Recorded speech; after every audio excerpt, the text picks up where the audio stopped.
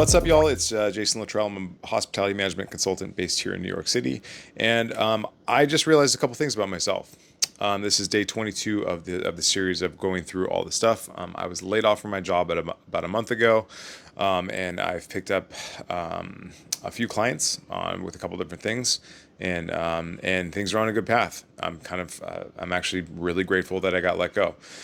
So I stopped consuming caffeine today. So I normally would have had a pot of coffee by now. And let me tell you, my God, I am a little tuckered out. The reason that I did that is that I found myself having more than one pot of coffee a day, and then I would have a cold, iced coffee on the way to pick up my kid.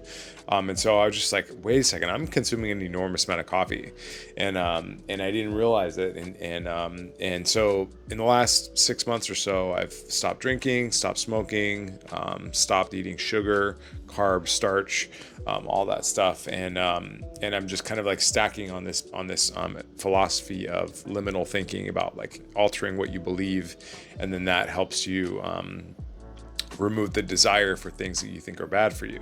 And so I started to realize that caffeine was kind of starting to be kind of a pain in the ass, and that I wasn't really getting as much out of it as I wasn't receiving much from it. It wasn't serving me very well. And so like I was having trouble sleeping, and I was riding my bike home today being like, oh my God, I'm so irritable. Like I was riding my bike home from dropping my kid off at school, and I was just like, people are cutting me off, and I'm just like, why am I so grouchy right now? And so it just was an indicator to me. Like it's like I feel like I'm hungover. Like I have this like caffeine hangover, like this like mild 1% of a headache. I'm tired. I can't focus. And so thank goodness for all the automations running in the background, because I have a bunch of stuff that's running, and a bunch of AIs that are chatting and doing work for people and stuff. And it's okay that I can have days like this every once in a while, but I hope this doesn't last very long. But the kind of the philosophy in why I wanted to make all these changes in my life in the last several months is that if I'm going to be pursuing like things that lead to wealth, like as in providing an enormous amount of value, and doing innovative things, and building things and making things that make other people's lives better and faster and happier and easier, is that I'm going to make my life better, faster, happier, and easier, and I want to enjoy that. And I think that there's a couple books that really changed the way I think about things, and one of them is a book called *Sapiens*, and so I read that book, and it's just about the history of our body and our physiology and our minds and all that stuff, and we're roughly 200,000 to 300,000 years old. That's what our modern body is. And then when I apply that thinking to how old our civilization is, or how modern history is, or even what happened 100 years ago, which is not very long ago, by the way, then it kind of makes it makes sense in my mind how departed we are from our physiology, and from what we're supposed to be doing with our lives. So, in the second half of my life, I'm 43 years old. Hopefully I'll live to be around 80. Hopefully I'll be healthy for most of that time. It'll be another 40 years. And so I'm like really kind of interested in being healthy, and having energy, and being, and enjoying the time that I have while I have it with my son, and my family. And so for me, that's a lot of addition by subtraction. So I'm not adding really anything. In fact, I'm reducing quite a bit. I don't like stuff. I'm literally sitting on the ground right now. And I don't, I like a very simple existence, because I prefer experiences, and I prefer to make things rather than accumulate things. So I'd rather make things for other people. So anyways, getting back to the history of our species, all these things are pretty new, like caffeine. The book actually talks about how wheat colonized us, because what we would do is we'd go from place to place, hunting and gathering. When we'd gather wheat, we couldn't eat it. It was difficult to eat, and so you had to cook it, which means that there had to be fire.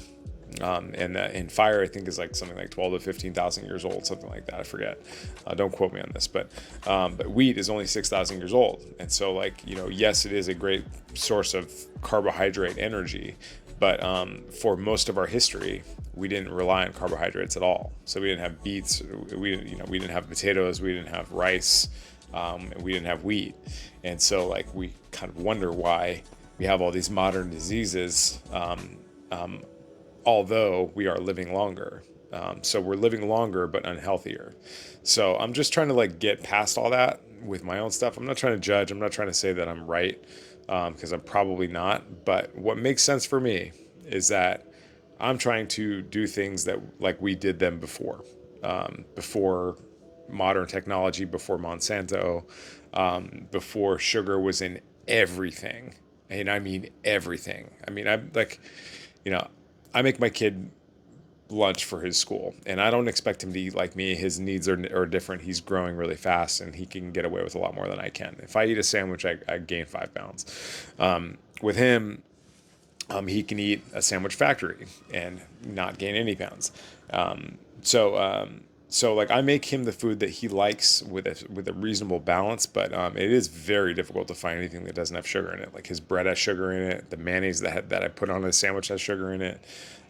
You know, so these are things that I've kind of, like, organized my life around not being able to, not having anymore.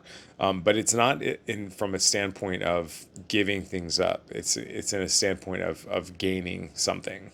And this is the philosophies of addition by subtraction. And so, in order to gain more energy, to gain more cognitive ability, to gain more energy, I have to eliminate certain things. And so for me, that's been alcohol, tobacco, sugar, starch, wheats, and now caffeine. And so, like, my brain is just like mush today. But I have a bunch of onboarding calls, and those give me a lot of energy. So I'm hoping that'll kind of turn it around for me.